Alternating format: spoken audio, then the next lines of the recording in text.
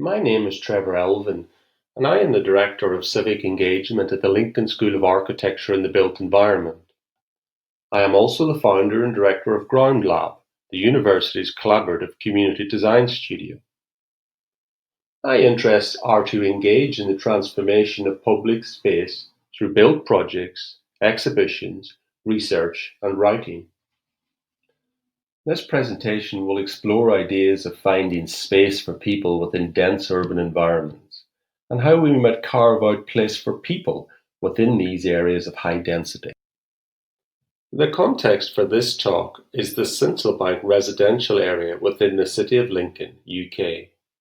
Sincilbank is centrally located within the city, with a population of 7,000 people, yet it is isolated from the city both physically and economically. In 2016, the city set up the Sincilbank Partnership to work with the community and other stakeholders, including the University of Lincoln, to develop a placemaking framework for the area. A number of issues were highlighted from this consultation process, including 1. A shortage of accessible green open spaces, especially green space for play and recreation. 2. It was considered to be an area in need of economic development. 3. A quarter of the children living there are considered to be living in poverty. And 4. There are a high number of privately rented houses. 5. There is a lack of key facilities that enrich the lives of children and young people. These include safe and accessible games areas, youth clubs, and a clean, healthy, and inspiring local environment. Aims of the placemaking framework. 1. Develop opportunities for social cohesion with the introduction of community hubs. 2. Encourage ownership of space with a clean, healthy, and inspiring local environment. 3. Provide facilities that enrich the lives of children and young people. 4. Improve access to open space. 5. Reconfigure some of the streets to provide public space to meet and play. And 6. Develop a diverse community where people from different backgrounds and with different needs can live together in mutual respect. In response to these aims, a collaborative design studio was developed by the Lincoln School of Architecture in the Built Environment in collaboration with the City Council. Groundlab works with residents and other stakeholders on a range of projects which have a focus on placemaking, social cohesion, and the use of public space.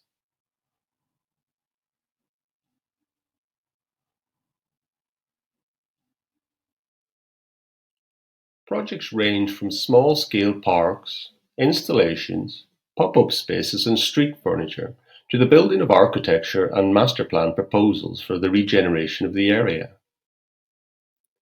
Dating from the mid-18th century and developed to accommodate the large number of people working in nearby factories, Sincilbank is a dense urban environment with narrow streets, many of which were unsuited to the introduction of the automobile.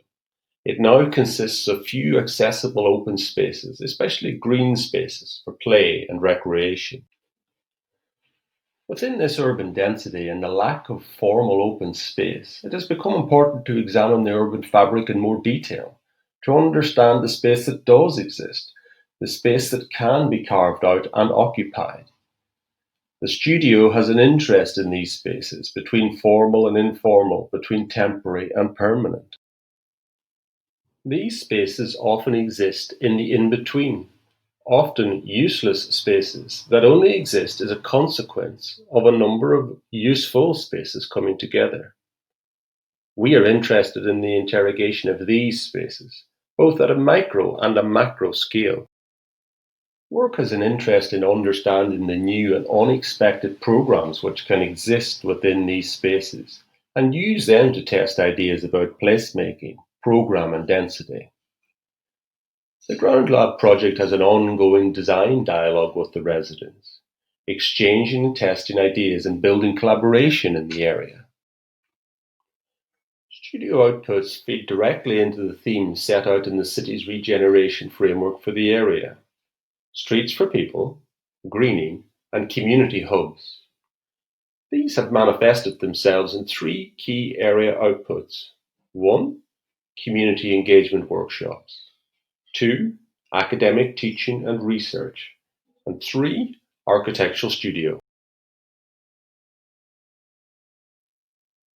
With workshops, we invite external artists to design, present, and deliver community and school projects which explore ideas of collaboration and ownership of public space.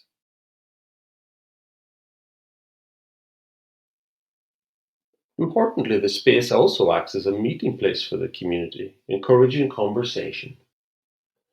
With teaching and research, academics and students from the University of Lincoln engage in teaching and learning in an immersive environment in the urban studio. This immersive teaching has allowed students to engage and better understand communities and real context, while also allowing residents, including young people, the opportunity to engage with the university environment.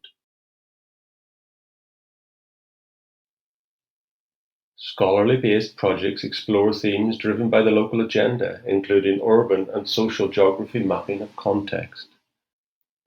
With Architecture Studio, we actively engage in external collaborations in the delivery of live projects which have an interdisciplinary approach to work, engaging with people from a range of backgrounds.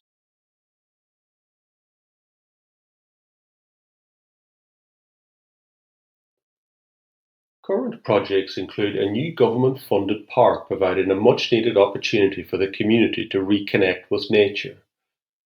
Groundlab worked in collaboration with local residents, the Community Land Trust and the City Council to develop the new designs next to the Children's Centre and Primary School.